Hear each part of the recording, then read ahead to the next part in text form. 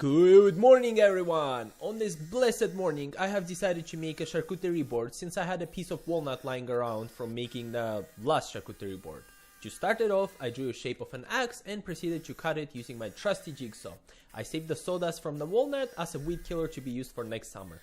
Then I followed up with a flute bit on a router to make sure that whatever I cut with my jigsaw was as straight as possible, since around the corners of my maple slab I did struggle to keep my jigsaw straight. And right after, I went off to routing the edges. For the bottom of the board I used the Roman ogee bit so that the fingers can grab it without too much of a struggle. And for the top I used the large roundover bit for that smooth fall off. Overall, I was very happy with my choice of bits here.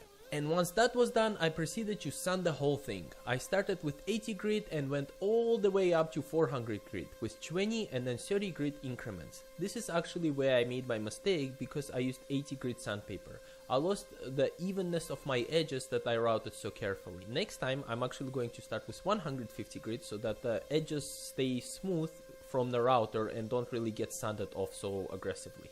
Once sanding was done, I oiled everything up in 3 coats of salmon oil, waiting 2 hours between each coat and wiping oil off completely before applying a new coat. Once oil has seeped enough into the wood, I waxed the whole thing up using my sander with a buffing pad and was done. I think overall this ended up being a pretty cool board. However, I did really mess it up by using 80 grit sandpaper. In the future I will definitely start with 150 grit in order not to ruin my nice edges that I so carefully made with my router.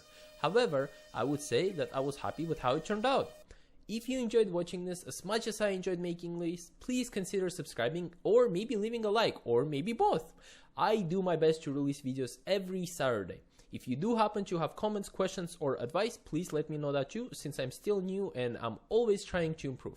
Thank you so much for watching and I will see you next week. Bye bye!